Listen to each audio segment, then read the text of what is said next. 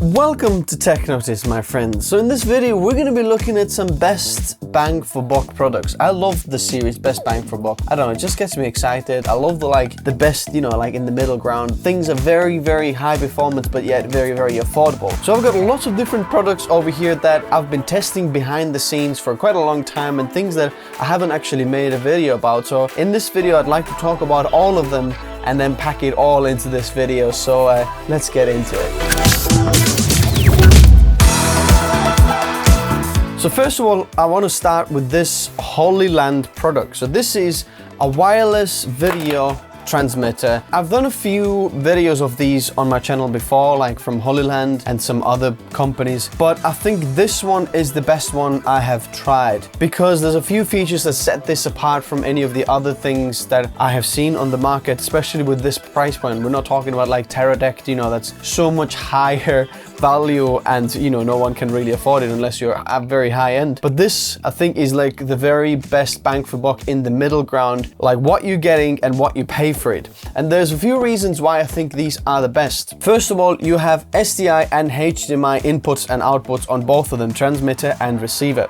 But the best feature about these is the power delivery options. So there's three different ways how you can power these things. The battery, the DC port over here, which the actual packet comes with one, like a DC adapter if you want to plug it in, and it's a screw-in one, so you're never going to plug it out. You can screw it in, which is very, very cool. And then another one is the USB-C, so you can run it on USB-C power, which is amazing because I don't know any other wireless video transmitters that actually power by USB-C.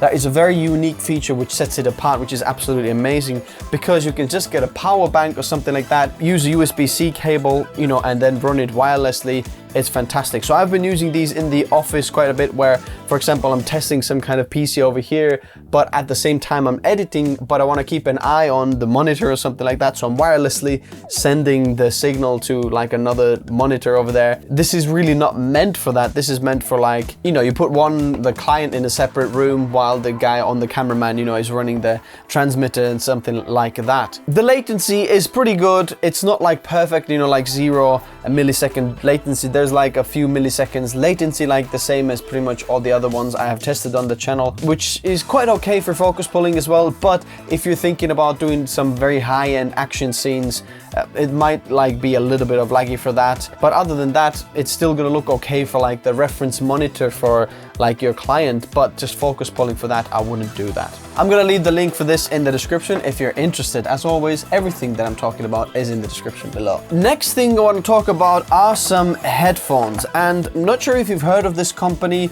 called KZ or KZ, and they make absolutely fantastic earphones or earbuds, mostly actually IEMs, which are in-ear monitors for musicians. So if you're a musician, you probably know about this because they're like one of those companies that are absolutely killing it, and they're unbelievably affordable. Like, you can't believe the price, and if you try them, it's just ridiculous. They've released some new products, and I've tested like these IEMs and these overhead headphones over here. I'm not so keen on these overhead headphones. I think we can forget about them because there was a few like Bluetooth connectivity issues, and then just the sound quality isn't like anything amazing, and the ANC just doesn't work. It's just like, I don't think it's worth it. I think if you want to get some good bang for buck overhead headphones like this with ANC and really good sound quality, check out my Apple AirPod Max versus like some other cheap blind comparison headphone video. I'm gonna link it up there. And then there was this One Audio A30 headphones over there,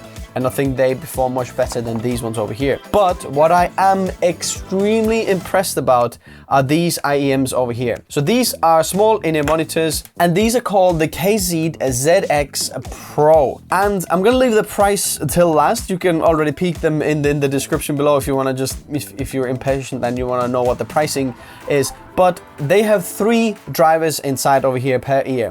Electrostatic driver, balanced armature driver, and a dynamic driver over here. And the sound quality is just absolutely fantastic. I've been using the Shure SE215 like in-ears for a very long time, and they cost about 100 quid. Honestly, these blow the Shure out of the water. It's just insane sound quality. Like, you can just listen to any song and you're like, wow, these sound seriously good. And I've been using these for different instruments as well, playing piano, acoustic, and even bass guitar, and then all of them it's just fantastic. Like, I can't praise them enough. They're really good. There's a few different colors available as well, but you have a changeable cable. The cable comes off from the actual in-ears, so the cable you can just change if that breaks or ever like that. You can see that the cable jack on the other end is actually angled, which is very good as well. They've really thought through how to make this. It's very slim and like light cable. Absolutely fantastic, everything. And the cable is angled, so it actually comes over your ear and goes behind. Just everything is absolutely amazing. It also looks super professional, and the shape of this is very comfortable in the ear. Even if you want to do like video editing just with these, you're gonna love this. And now the price. These cost about $25 or pounds, and I cannot believe they should be at least 4 times the price, and I'd be like, yeah, they're pretty good and they cost pretty well. I would still recommend them. But at $25, 25 quid, this is ridiculous. So I'm gonna leave the link in the description below. Super impressed with these IEMs. Now moving on to something different. I've been testing this pad over here. It's a tablet called KingPad K10 PRO from Vastking. I mean, let me know if you've heard about this before. I had never heard about that company before, but basically this tablet over here, it's like a 10-inch tablet that comes with quite a lot of things. It comes with the keyboard, and it's the case at the same time. Comes with a stylus, and it's like a protective case, and there's a few different colors you can get this pad from. But with this pad, I've got very mixed feelings whether I recommend this or not. In terms of user experience, it's not very good. It's not good at the screen, it's not good at the speakers, it's not good at the keyboard thing. Sometimes it misses, it doesn't connect properly. The stylus isn't very good. It's like a normal, just like a touchscreen pen, you know, that you can buy from any other random, like a pound shop or something like that. So it's not like a real stylus. There's no instructions how to set the stylus up, so it's like a little bit weird in terms of that. Like, nothing in terms of user experience is awesome about this. But the thing that is awesome about this is that if you need something that is portable and the touchscreen feature, and then Android 10, I think, or something like that, it's running very latest like Android actually, which is very interesting on this. And the performance of this is quite good as well. So for someone who wants maybe a teleprompter, or someone who wants just the touchscreen feature and portability, for example, like a tablet, you connect it to your softwares, and then you have some of the like shortcuts on here, then it could make sense, a lot of sense. But if you just want like a tablet to enjoy, like, I don't know, movies and productivity and things like that, it's not very good. It just doesn't look very good. The sound is terrible. The colors are like just very cheap in terms of that. But it costs very little as well compared to like some of the other things. I think it's cost like $200 or something like that, or something around there. Go check it out in the links below. That's this tablet.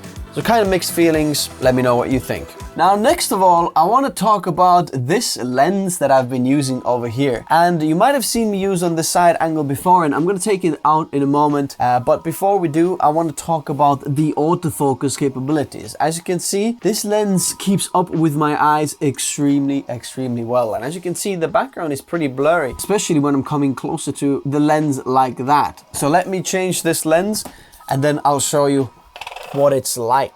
Okay, that's a different lens now. That over there is the 16-35 f4 Sony lens. But this one over here is Viltrox, that usually makes lights, but now they've also gone into the lens game. And this is the 24mm f1.8 full frame for Sony FE mount. And it's an autofocus lens. Honestly, at first I thought, oh, it's just budget lens, you know, Viltrox, you know, it just like sounds like, okay, yeah, just a random lens. But I am super impressed with actually the performance of the lens, especially autofocus, which usually is quite bad on the third-party lenses for Sony systems.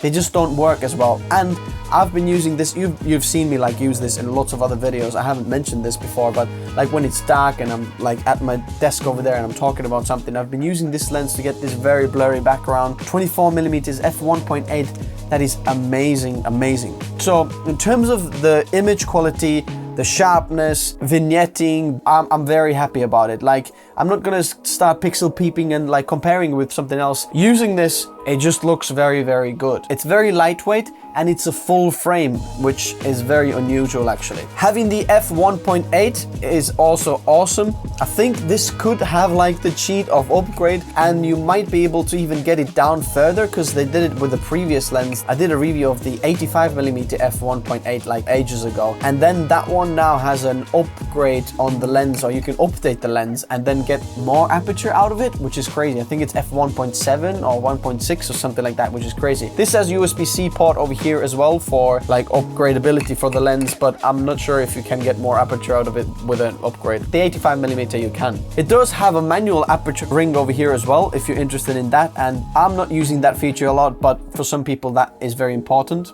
The lens is completely quiet, so I haven't heard any autofocus motor noise going closer to, you know, wide or far away focusing. It's super quiet. Now I do want to mention that my like experience is mostly been with video editing. I haven't done a ton of photos with this, so I don't really, you know photo capabilities. I expect it to be similar, because if it does well at video, you know, autofocusing, which is a little bit harder than photo, then I guess it's going to do good at photo as well. In terms of downsides of the lens, it's got focus by wire, so if you're a videographer, it's not very good manual focusing. The image look, even though being very nice, it is a little bit more contrasty than some of the other lenses. It's tiny little bit, but it's very easy to fix in post. Just pull the contrast down slightly and then boom, there you go, you get a good, you know, image. Now the price, and that's the best thing about this lens. This is the cheapest 24mm autofocus full frame f1.8 lens.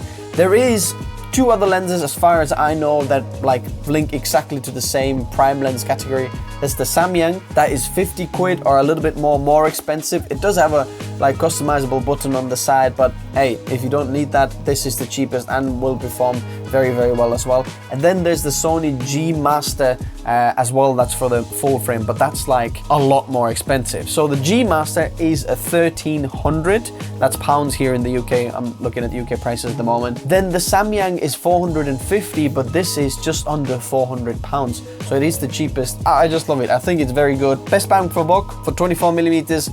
Absolutely. Another thing I want to mention is that the aperture goes from f1.8 to f16. So if you do need f22, you can't quite get it with this lens. Moving on to the next product, and this is my latest addition in the studio over here that I've been using. This is called the Manfrotto Quick Release Catcher, and this is the small version. I'm going to leave the link for this in the description below because it's quite a confusing name, MVAQR. That's the model name for this. But basically, it's this guy over here. It's basically just like a quick release system where you've got a base and then like a head, you know, that you attach to your camera, your gimbal, your lights, any other like tripod heads, anything you want to attach to this. And the attaching system works really good and fast. You have this base plate, you just pop it in and then it's locked. It's not gonna come out, no chance. You can also lock it over here. Or open it that way. So lock it the other way and then it's just not even gonna move inside here. If you wanna open it, I showed this to you already, but you just twist it and then it pops out.